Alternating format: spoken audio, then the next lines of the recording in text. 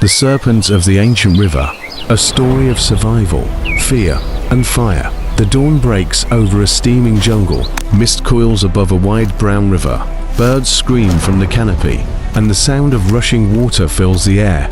A lone woman, Kola, from a nomadic desert tribe, crouches by the riverbank, cupping water into her cracked hands.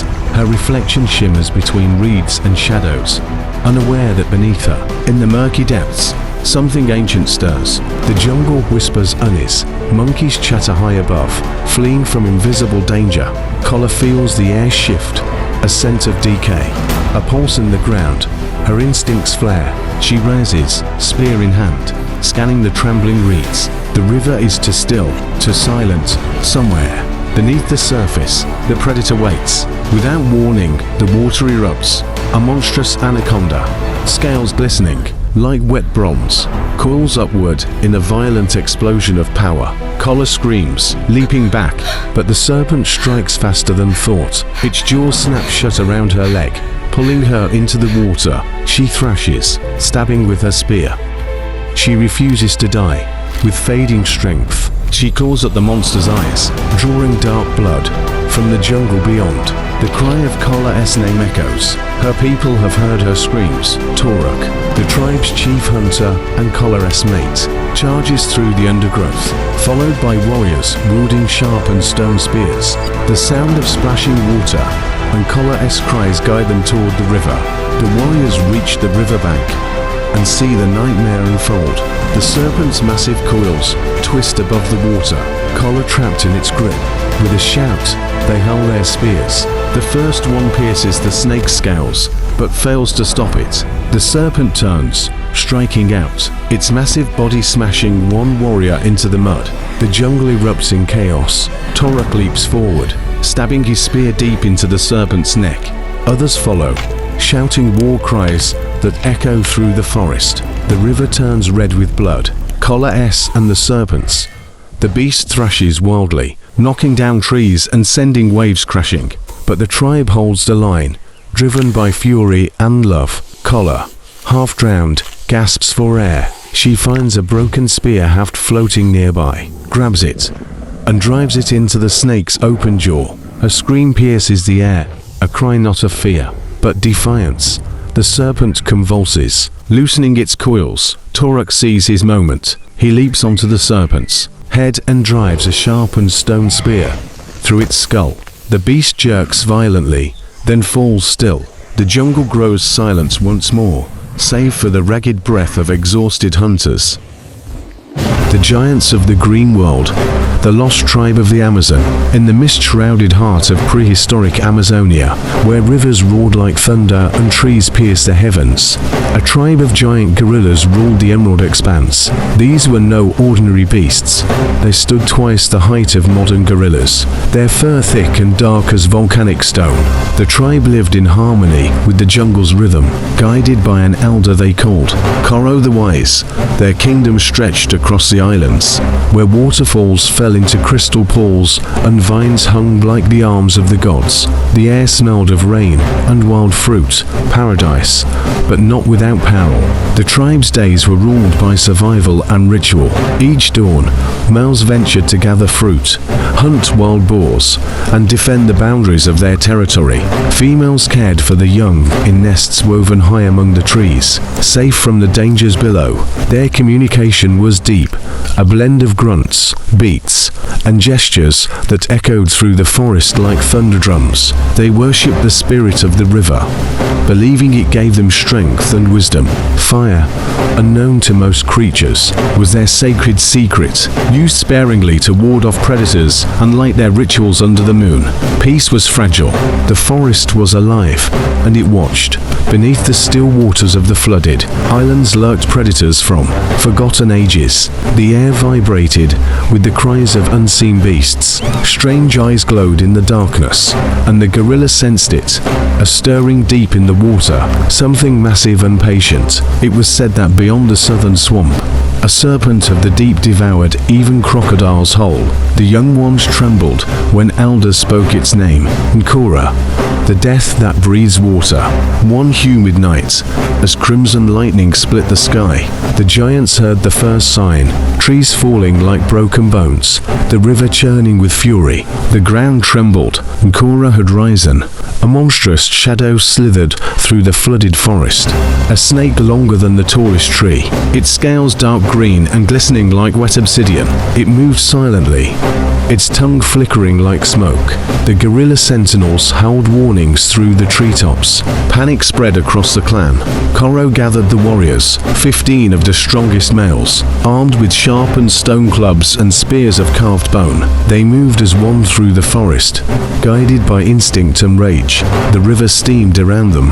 Every ripple, every sound was danger. Suddenly, a scream, one of their own, was pulled beneath the water, leaving only blood and bubbles. The great anaconda had struck.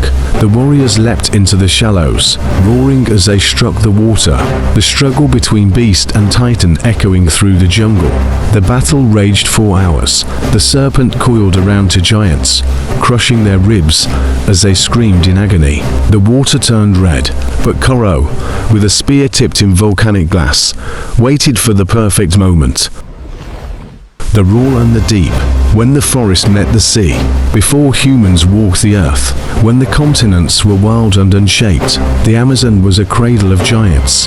Colossal gorillas, the Gorok clan, roamed the forest canopy and river valleys. They stood 12 feet tall, their fur black as midnight, their eyes gold like sunlit rivers. They were hunters, guardians, and rulers of the living green.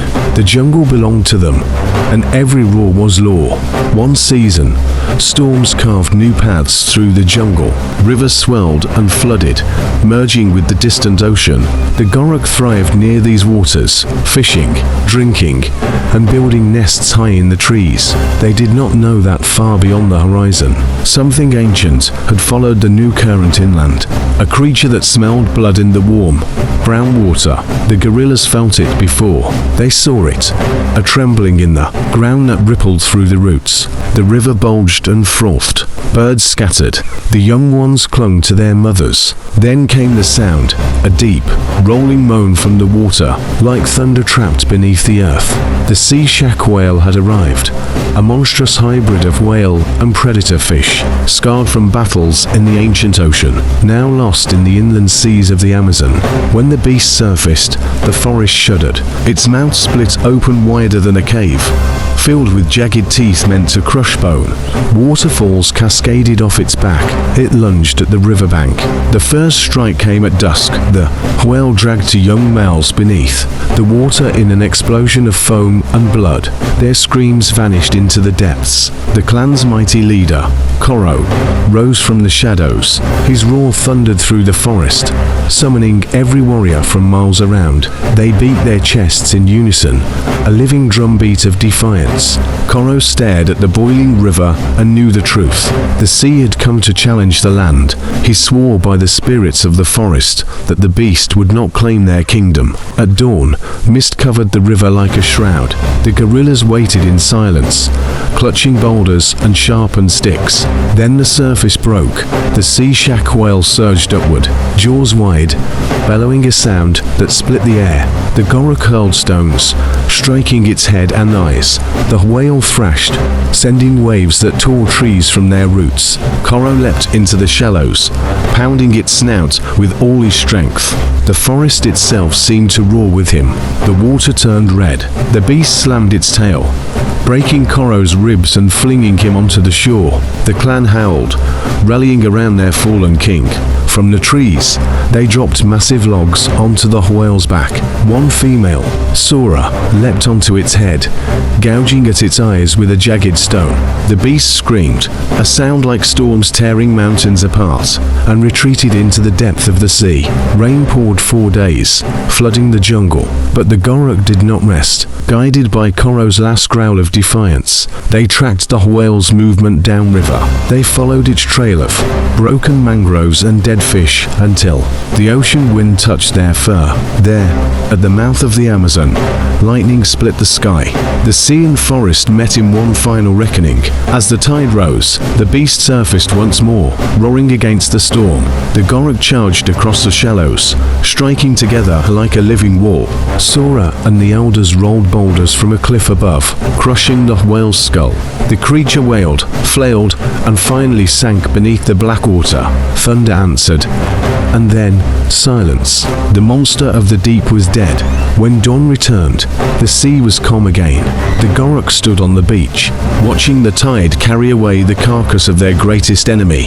The smell of salt and blood filled the air. They beat their chests slowly, mourning their fallen and honoring their triumph.